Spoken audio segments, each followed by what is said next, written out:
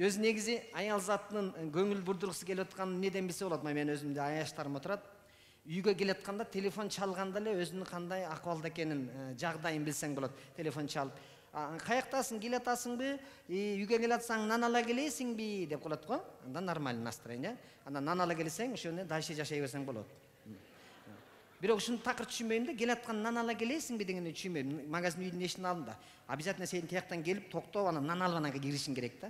Бул жөн эле башкаруунун эле бир стили, бирок культурный вариант экен да мындай. Келе атасыңбы, нан ала келесиңби? Биз сени күтпөй тамак ичип отурабыз, сен келбесең ачык өлүп калалыбы деген эле сөз, просто ошону культурный айтып атат экен да. Бирок жайыраак кыска нуска айткан болсо, анда точно настроениясы жок, урушат деп күтсөң болот. Кыска эле телефон чалып, каяктасың? Дейби, өлдүң анда уже. Анда уже согушка даярдана бер. Сразу ошол моментте эркектин жүрөгү дүп-дүп деп баштайт. Бирок ошондой жагдайда кандай кутулуш керек? Эркектер ар кандай жол менен кутулушу мүмкүн экен. Кээ бирөө эшикти ачканда, келинчек урушайын деп атканда эшикти ачар менен сразу эле мына деп эле гүл сына кылат экен. Кээ бир жигиттер сразу гүл сынат экен. Кээ бир жигиттер эшикти ачар менен гүл жолу урат экен. Ар ким ар кандай тактикасы бар да. Биз уруш чыкпашыбыз керек, дальше жашашыбыз керек. Аял жини келсе ошол моментте эле ажырашып кеткенге чейин барат го. Анан биз эмне кылабыз? Белекти алып алып үйгө келип калабыз. Эшикти дарбазаны ачып киргенде эле, үйгө киргенде эле үйдө сигнализация бар го, балдарың бар го, атам келди, тө дегенчи. Ошого чейин карасаң, аялың жөн эле телевизор көрүп отурган, сериал көрүп элечи. Атам келди дегенде эле шарт ордунан туруп эле пультты шарак ыргытып эле ордунан резко туруп образга кирет. Страшный маскасын кийет. Дарбазадан сен эшиктин алдына келгенче бул уже боевой готовность болуп калыш керек да. Согушка даяр болуп калыш керек. Давлениясы ушундай көтөрүлөт тездикте, кан басымдуулугу ишеден өйдө көрсөй, төөгө жеткенде антеннасы чыгып калат. Чейп, өчкүй калат го. Ошол моментте эшикти ачар менен сразу мынакей деп подарка бербесең, кошо жарылып кетесиң.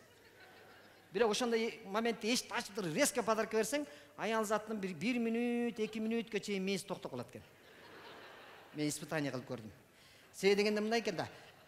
Эшикти ачканда мына уже 90% урушка даярданып атат да. Азыр ачкан, деп бакырайын деп атканда эшикти ачар менен мына деп туруп подарканы бере калсаң, организм уруш десе көзү подарканы көрүп калат экен да. Анан организм уруш десе көзү подарка болуп калат экен да.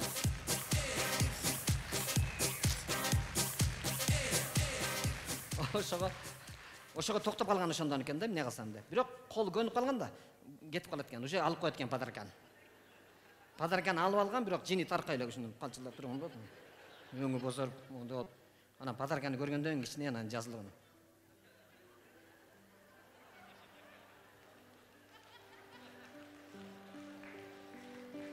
Срочно кухняга барыш керек. Сен кухняда телефону бар. Подружкасында күйөөсү келдек да. Подружка катары поддержка берип, мындай боевой дух берип коюш керек тагачы. Сразу телефонду алат да. Менин күйөөм келди, сеники келе элекпи? Менин күйөөм подарка алып келди, сеники деп коюш керек да. Анын аркасы тура калып ордунан от алып калыш керек. Дос да, поддержка алып коюш керек да. Өзү аял затынын табияты ушундай экен. Эгерде жини келип атканда жакшы сөз айтсаң, подарка берсең, жакшы жагдайың өзгөрүп кетиши мүмкүн экен.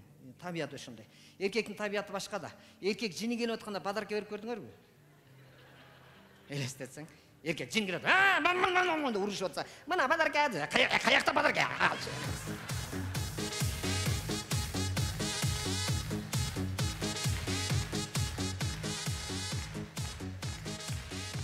Подарка садаркасы менен кошо дарбазадан чыгарып коет го. Бирок эркек кызык да. Кичине поздныйраак жактарыбыз да бар биздинчи. Бир 15 мүнөт өткөндөн кийин анан келип подарка жакты карап. Не подарка болду экен деп. Ал болсо чачылып жатат. Жанына бара албай уялып. Аялың болсо ошо кеткен ыйлакан бойдон.